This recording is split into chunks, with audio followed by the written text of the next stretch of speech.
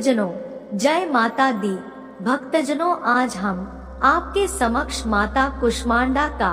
एक ऐसा मंत्र लेकर आए हैं जिसके प्रभाव से आपके सारे रोग दोष कलह कलेश सब कट जाएंगे। भक्तजनों, आज नवरात्रि का चौथा दिन है और आज के दिन माता कुष्मांडा की उपासना की जाती है। इस दिन अत्यंत पवित्र और चंचल मन से माता कुष्मांडा देवी की पूजा और उपासना के कार्य में लगना चाहिए, क्योंकि भक्तों, जब सृष्टि का अस्तित्व नहीं था तो माता कुष्मांडा ने ही ब्रह्मांड की रचना की थी। अतः यही सृष्टि की आदिरूपा आदि शक्ति है। इनका निवास सूर्य मंडल के भीतर के लोक में है। वहाँ निवास करने की शक्ति और क्षमता केवल इसी देवी में है। इस माता के शरीर की कांति सूर्य की ही भांति दैविकमान है। इसके तेज और प्रकाश से पृथ्वी की दशों दिशाएं प्रकाशित हो रही है। भक्तजनों, इस माता के 8 भुजाएं हैं, इसीलिए इस माता को अष्टभुजा देवी के नाम से भी जाना जाता है। माता के 7 भुजाओं में कमंडल, बाण, धनुष, पुष्प, कमल का फूल, अमृतपुन कलश, गदा तथा चक्र है और 8वें भुजा में सभी सिद्धियों व निधियों को देने वाला कलश है। इस माता के मंत्र को जपने से आयु, यश, बल और आरोग्य की वृद्धि होती है। इसलिए भक्तजनों, नवरात्रि के चौथे दिन माँ कुष्मांडा की पूजा अवश्य करें और इसके मंत्र का प्रतिदिन 108 बार जाप या श्रवण अवश्य करें। भक्तजनों, इस माता के मंत्र का 108 बार के जाप या श्रवण मात्र से आपके घर का रोग, शोक, कलह, कलेश सब मिट जाते हैं। साथ ही इसके इस मंत्र के प्रभाव से आंतरिक या बाहरी कोई भी शत्रु आपके ऊपर हावी नहीं हो सकता। तो आइए भक्तजनों, इस मंत्र का 108 बार जाप कर लेते हैं। आप भी हमारे साथ इस मंत्र का 108 बार जाप कर लीजिए, ताकि आपको जो भी कोई समस्या हो तुरंत दूर हो जाए। प्यारे भक्तजनों, आप इस मंत्र को अपने घर या दुकान पर अपने मोबाइल फोन में चलाकर पूरा 108 बार श्रवण कर सकते हैं। लेकिन याद रहे भक्तों, इस मंत्र को पूरा 108 बार ही श्रवण करना है। इस मंत्र को आधा अधूरा ना सुने, अन्यथा इस मंत्र से आपको कोई लाभ नहीं मिलेगा। तो आइए भक्तजनों, इस मंत्र का 108 बार जाप कर लेते हैं। लेकिन उससे पहले आपसे एक छोटा सा निवेदन है। अगर आपको हमारा ये वीडियो पसंद आया हो तो हमारे इस वीडियो को लाइक करें व शेयर करें और साथ ही हमारे चैनल दैविक मंत्र को सब्सक्राइब कर नोटिफिकेशन बेल की घंटी को ऑल पर क्लिक करके छोड़ दे, ताकि आने वाली सभी वीडियो के नोटिफिकेशन आप तक सबसे पहले पहुँचे। तो आइए भक्तजनों, माता कुष्मांडा के इस मंत्र की ओर।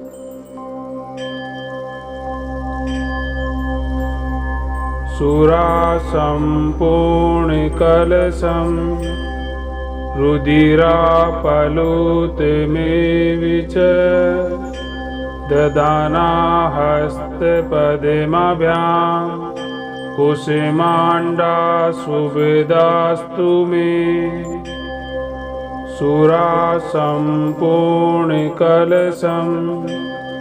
रुधिरा पलुत में विच ददाना हस्त पद्माभ्याम कुष्मांडा सुविदास्तु मे। सुरा संपूर्ण कलशम रुधिरा पलुत में विच ददाना हस्त पद्माभ्याम कुष्मांडा सुविदास्तु मे। सुरा संपूर्ण कलशम रुधिरा पलुत में विच ददाना हस्त पद्माभ्याम कुसुमाण्डा सुभदास्तु मे सुरासम्पूर्णकलशं रुधिरापलुतमेव च ददाना हस्तपद्मभ्यां कुसुमाण्डा सुभदास्तु मे सुरासम्पूर्णकलशं रुधिरापलुतमेव च ददाना हस्तपद्मभ्यां कुसुमाण्डा सुभदास्तु मे सुरासम्पूर्णकलशं रुधिरापलुतमेव च ददाना हस्तपद्मभ्यां कुसुमाण्डा सुभदास्तु मे सुरासम्पूर्णकलशं रुधिरापलुतमेव च ददाना हस्तपद्मभ्यां कुसुमाण्डा सुभदास्तु मे सुरासम्पूर्णकलशं रुधिरापलुतमेव च ददाना हस्तपद्मभ्यां कुसुमाण्डा सुभदास्तु मे सुरासम्पूर्णकलशं रुधिरापलुतमेव च ददाना हस्तपद्मभ्यां कुसुमाण्डा सुभदास्तु मे सुरासम्पूर्णकलशं रुधिरापलुतमेव च ददाना हस्तपद्मभ्यां कुसुमाण्डा सुभदास्तु मे सुरासम्पूर्णकलशं रुधिरापलुतमेव च ददाना हस्तपद्मभ्यां कुसुमाण्डा सुभदास्तु मे सुरासम्पूर्णकलशं रुधिरापलुतमेव च ददाना हस्तपद्मभ्यां कुसुमाण्डा सुभदास्तु मे सुरासम्पूर्णकलशं रुधिरापलुतमेव च ददाना हस्तपद्मभ्यां कुसुमाण्डा सुभदास्तु मे सुरासम्पूर्णकलशं रुधिरापलुतमेव च ददाना हस्तपद्मभ्यां कुसुमाण्डा सुभदास्तु मे सुरासम्पूर्णकलशं रुधिरापलुतमेव च ददाना हस्तपद्मभ्यां कुसुमाण्डा सुभदास्तु मे सुरासम्पूर्णकलशं रुधिरापलुतमेव च ददाना हस्तपद्मभ्यां कुसुमाण्डा सुभदास्तु मे सुरासम्पूर्णकलशं रुधिरापलुतमेव च ददाना हस्तपद्मभ्यां कुसुमाण्डा सुभदास्तु मे सुरासम्पूर्णकलशं रुधिरापलुतमेव च ददाना हस्तपद्मभ्यां कुसुमाण्डा सुभदास्तु मे सुरासम्पूर्णकलशं रुधिरापलुतमेव च ददाना हस्तपद्मभ्यां कुसुमाण्डा सुभदास्तु मे सुरासम्पूर्णकलशं रुधिरापलुतमेव च ददाना हस्तपद्मभ्यां कुसुमाण्डा सुभदास्तु मे सुरासम्पूर्णकलशं रुधिरापलुतमेव च ददाना हस्तपद्मभ्यां कुसुमाण्डा सुभदास्तु मे सुरासम्पूर्णकलशं रुधिरापलुतमेव च ददाना हस्तपद्मभ्यां कुसुमाण्डा सुभदास्तु मे सुरासम्पूर्णकलशं रुधिरापलुतमेव च ददाना हस्तपद्मभ्यां कुसुमाण्डा सुभदास्तु मे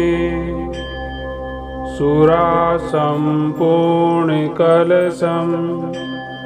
रुधिरापलुतमेव च ददाना हस्तपद्मभ्यां कुसुमाण्डा सुभदास्तु मे सुरासम्पूर्णकलशं रुधिरापलुतमेव च ददाना हस्तपद्मभ्यां कुसुमाण्डा सुभदास्तु मे सुरासम्पूर्णकलशं रुधिरापलुतमेव च ददाना हस्तपद्मभ्यां कुसुमाण्डा सुभदास्तु मे सुरासम्पूर्णकलशं रुधिरापलुतमेव च ददाना हस्तपद्मभ्यां कुसुमाण्डा सुभदास्तु मे सुरासम्पूर्णकलशं रुधिरापलुतमेव च ददाना हस्तपद्मभ्यां कुसुमाण्डा सुभदास्तु मे सुरासम्पूर्णकलशं रुधिरापलुतमेव च ददाना हस्तपद्मभ्यां कुसुमाण्डा सुभदास्तु मे सुरासम्पूर्णकलशं रुधिरापलुतमेव च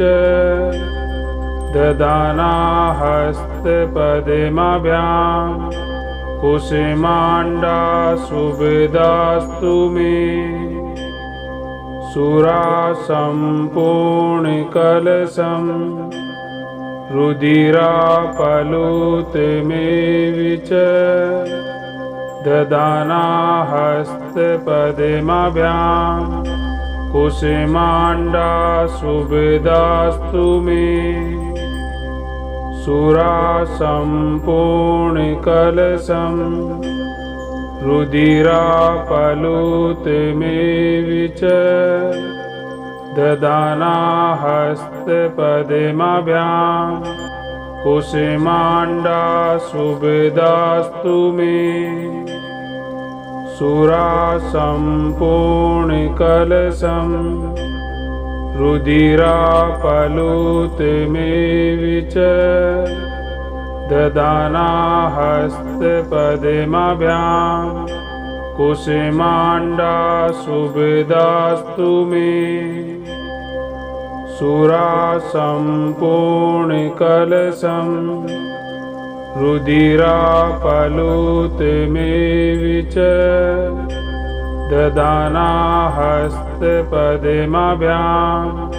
कुसुमाण्डा सुभृदास्तु मे सुरासम्पूर्णकलशं रुधिरापलुतमेविच ददाना हस्तपद्माभ्यां कुसुमाण्डा सुभृदास्तु मे सुरासम्पूर्णकलशं रुधिरापलुतमेविच ददाना हस्तपद्माभ्यां कुसुमाण्डा सुभृदास्तु मे सुरासम्पूर्णकलशं रुधिरापलुतमेविच ददाना हस्तपद्माभ्यां कुसुमाण्डा सुभृदास्तु मे सुरासम्पूर्णकलशं रुधिरापलुतमेविच ददाना हस्तपद्माभ्यां कुसुमाण्डा सुभृदास्तु मे सुरासम्पूर्णकलशं रुधिरापलुतमेविच ददाना हस्तपद्माभ्यां कुसुमाण्डा सुभृदास्तु मे सुरासम्पूर्णकलशं रुधिरापलुतमेविच ददाना हस्तपद्माभ्यां कुसुमाण्डा सुभृदास्तु मे सुरासम्पूर्णकलशं रुधिरापलुतमेविच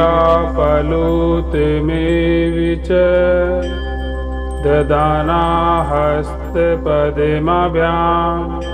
कुसुमाण्डा सुभृदास्तु मे सुरासम्पूर्णकलशं रुधिरापलुतमेविच ददाना हस्तपद्माभ्यां कुसुमाण्डा सुभृदास्तु मे सुरासम्पूर्णकलशं रुधिरापलुतमेविच ददाना हस्तपद्माभ्यां कुसुमाण्डा सुभृदास्तु मे सुरासम्पूर्णकलशं रुधिरापलुतमेविच ददाना हस्तपद्माभ्यां कुसुमाण्डा सुभृदास्तु मे सुरासम्पूर्णकलशं रुधिरापलुतमेविच ददाना हस्तपद्माभ्यां कुसुमाण्डा सुभृदास्तु मे सुरासम्पूर्णकलशं रुधिरापलुतमेविच ददाना हस्तपद्माभ्यां कुसुमाण्डा सुभृदास्तु मे सुरासम्पूर्णकलशं रुधिरापलुतमेव च ददाना हस्तपद्मभ्यां कुसुमाण्डा शुभदास्तु मे सुरासम्पूर्णकलशं रुधिरापलुतमेव च ददाना हस्तपद्मभ्यां कुसुमाण्डा शुभदास्तु मे सुरासम्पूर्णकलशं रुधिरापलुतमेव च ददाना हस्तपद्मभ्यां कुसुमाण्डा शुभदास्तु मे सुरासम्पूर्णकलशं रुधिरापलुतमेव च ददाना हस्तपद्मभ्यां कुसुमाण्डा शुभदास्तु मे सुरासम्पूर्णकलशं रुधिरापलुतमेव च ददाना हस्तपद्मभ्यां कुसुमाण्डा शुभदास्तु मे सुरासम्पूर्णकलशं रुधिरापलुतमेव च ददाना हस्तपद्मभ्यां कुसुमाण्डा शुभदास्तु मे सुरासम्पूर्णकलशं रुधिरापलुतमेव च ददाना हस्तपद्मभ्यां कुसुमाण्डा शुभदास्तु मे सुरासम्पूर्णकलशं रुधिरापलुतमेव च ददाना हस्तपद्मभ्यां कुसुमाण्डा शुभदास्तु मे सुरासम्पूर्णकलशं रुधिरापलुतमेव च ददाना हस्तपद्मभ्यां कुसुमाण्डा शुभदास्तु मे सुरासम्पूर्णकलशं रुधिरापलुतमेव च ददाना हस्तपद्मभ्यां कुसुमाण्डा शुभदास्तु मे सुरासम्पूर्णकलशं रुधिरापलुतमेव च ददाना हस्तपद्मभ्यां कुसुमाण्डा शुभदास्तु मे सुरासम्पूर्णकलशं रुधिरापलुतमेव च ददाना हस्तपद्मभ्यां कुसुमाण्डा शुभदास्तु मे सुरासम्पूर्णकलशं रुधिरापलुतमेव च ददाना हस्तपद्मभ्यां कुसुमाण्डा शुभदास्तु मे सुरासम्पूर्णकलशं रुधिरापलुतमेव च ददाना हस्तपद्मभ्यां कुसुमाण्डा शुभदास्तु मे सुरासम्पूर्णकलशं रुधिरापलुतमेव च ददाना हस्तपद्माभ्यां कुसुमाण्डा सुभृदास्तु मे सुरासम्पूर्णकलशं रुधिरापलुतमेविच ददाना हस्तपद्माभ्यां कुसुमाण्डा सुभृदास्तु मे सुरासम्पूर्णकलशं रुधिरापलुतमेविच ददाना हस्तपद्माभ्यां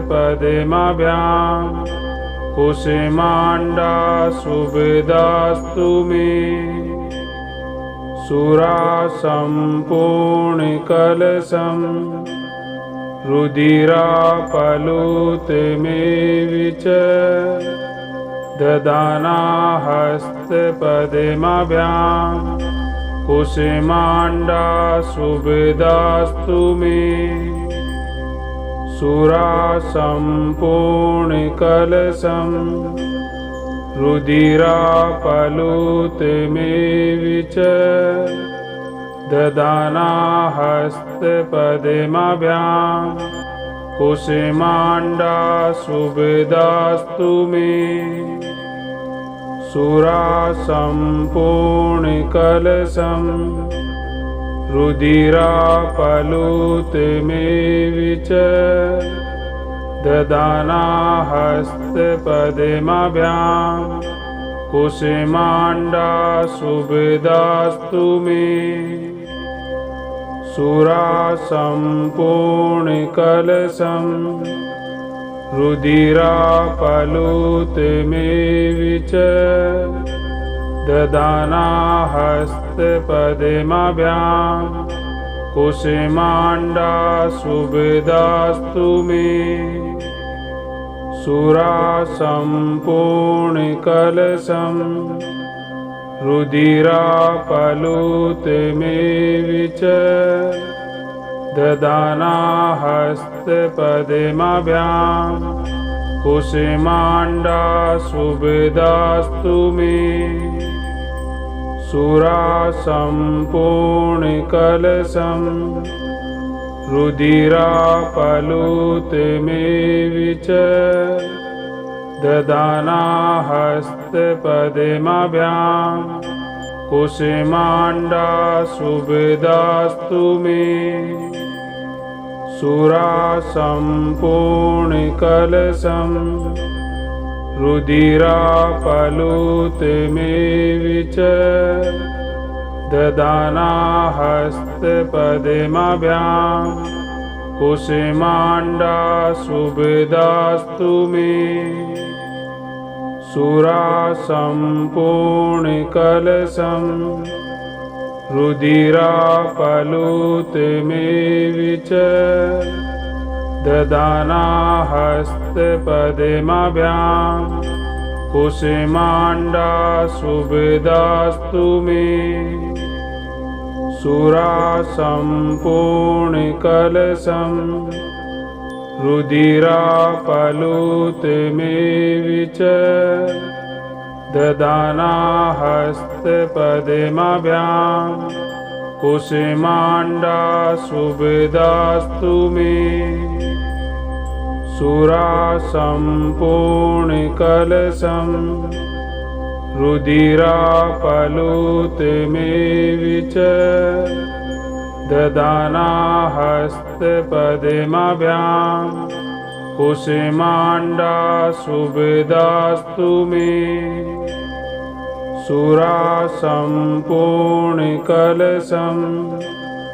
रुधिरापलुतमेविच ददाना हस्तपद्माभ्यां कुसुमाण्डा सुभृदास्तु मे सुरासम्पूर्णकलशं रुधिरापलुतमेविच ददाना हस्तपद्माभ्यां कुसुमाण्डा सुभृदास्तु मे सुरासम्पूर्णकलशं रुधिरापलुतमेव च ददाना हस्तपद्माभ्यां कुसुमाण्डा सुभदास्तु मे सुरासम्पूर्णकलशं रुधिरापलुतमेव च ददाना हस्तपद्माभ्यां कुसुमाण्डा सुभदास्तु मे सुरासम्पूर्णकलशं रुधिरापलुतमेव च ददाना हस्तपद्माभ्यां कुसुमाण्डा सुभदास्तु मे सुरासम्पूर्णकलशं रुधिरापलुतमेव च ददाना हस्तपद्माभ्यां कुसुमाण्डा सुभदास्तु मे सुरासम्पूर्णकलशं रुधिरापलुतमेव च ददाना हस्तपद्माभ्यां कुसुमाण्डा सुभदास्तु मे सुरासम्पूर्णकलशं रुधिरापलुतमेव च ददाना हस्तपद्माभ्यां कुसुमाण्डा सुभदास्तु मे सुरासम्पूर्णकलशं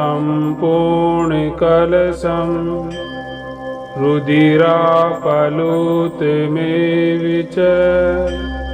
ददाना हस्तपद्माभ्यां कुसुमाण्डा सुभदास्तु मे सुरासम्पूर्णकलशं रुधिरापलुतमेव च ददाना हस्तपद्माभ्यां कुसुमाण्डा सुभदास्तु मे सुरासम्पूर्णकलशं रुधिरापलुतमेव च ददाना हस्तपद्माभ्यां कुसुमाण्डा सुभदास्तु मे सुरासम्पूर्णकलशं रुधिरापलुतमेव च ददाना हस्तपद्माभ्यां कुसुमाण्डा सुभदास्तु मे सुरासम्पूर्णकलशं रुधिरापलुतमेव च ददाना हस्तपद्माभ्यां कुसुमाण्डा सुभदास्तु मे सुरासम्पूर्णकलशं रुधिरापलुतमेव च ददाना हस्तपद्माभ्यां कुसुमाण्डा सुभदास्तु मे सुरासम्पूर्णकलशं रुधिरापलुतमेव च ददाना हस्तपद्माभ्यां कुसुमाण्डा सुभदास्तु मे सुरासम्पूर्णकलशं रुधिरापलुतमेव च ददाना हस्तपद्माभ्यां कुसुमाण्डा सुभदास्तु मे सुरासम्पूर्णकलशं रुधिरापलुतमेव च ददाना हस्तपद्माभ्यां कुसुमाण्डा सुभृदास्तु मे सुरासम्पूर्णकलशं रुधिरापलुतमेव च ददाना हस्तपद्माभ्यां कुसुमाण्डा सुभृदास्तु मे सुरासम्पूर्णकलशं रुधिरापलुतमेव च ददाना हस्तपद्माभ्यां कुसुमाण्डा सुभृदास्तु मे सुरासम्पूर्णकलशं रुधिरापलुतमेव च ददाना हस्तपद्माभ्यां कुसुमाण्डा सुभृदास्तु मे सुरासम्पूर्णकलशं रुधिरापलुतमेव च ददाना हस्तपद्माभ्यां कुसुमाण्डा सुभृदास्तु मे सुरासम्पूर्णकलशं रुधिरापलुतमेव च ददाना हस्तपद्माभ्यां कुसुमाण्डा सुभृदास्तु मे सुरासम्पूर्णकलशं रुधिरापलुतमेव च ददाना हस्तपद्माभ्यां कुसुमाण्डा सुभृदास्तु मे सुरासम्पूर्णकलशं रुधिरापलुतमेव च ददाना हस्तपद्माभ्यां कुसुमाण्डा सुभृदास्तु मे सुरासम्पूर्णकलशं रुधिरापलुतमेव च ददाना हस्तपद्माभ्यां कुसुमाण्डा सुभृदास्तु मे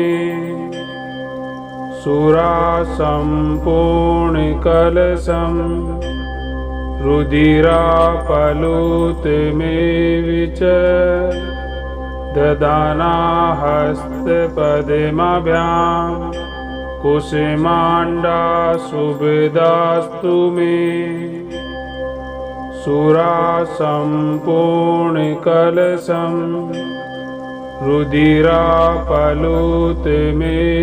च ददाना हस्तपद्माभ्यां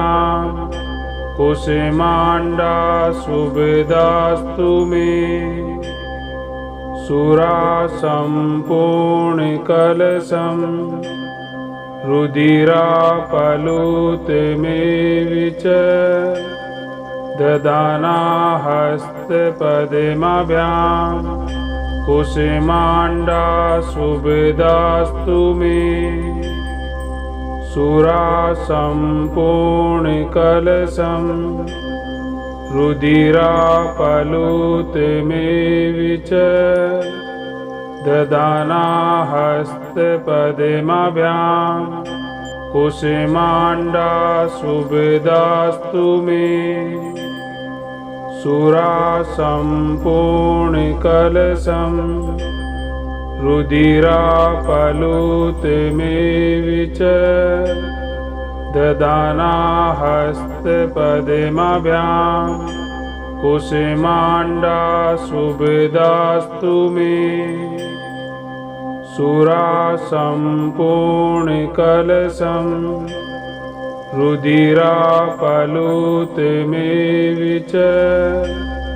ददाना हस्तपद्माभ्यां कुसुमाण्डा सुभृदास्तु मे सुरासम्पूर्णकलशं रुधिरापलुतमेविच ददाना हस्तपद्मभ्यां कुसुमाण्डा सुभदास्तु मे सुरासम्पूर्णकलशं रुधिरापलुतमेविच ददाना हस्तपद्मभ्यां कुसुमाण्डा सुभदास्तु मे सुरासम्पूर्णकलशं रुधिरापलुतमेविच ददाना हस्तपद्मभ्यां कुसुमाण्डा सुभदास्तु मे।